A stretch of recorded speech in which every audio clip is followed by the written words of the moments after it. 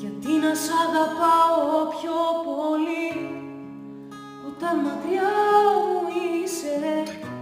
Γιατί να θέλω πάλι το φιλί όταν απλά το χάνω?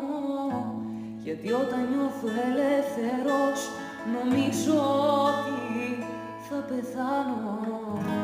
Γιατί όταν δεν ξέρω που γυρνάς Θεός μου είσαι? Γιατί να σ' αγαπάω πιο πολύ όταν μακριά μου είσαι? Γιατί να θέλω πάλι το φιλί όταν απλά το χάνω? Γιατί όταν νιώθω ελεύθερος νομίζω ότι θα πεθάνω? Γιατί όταν δεν ξέρω που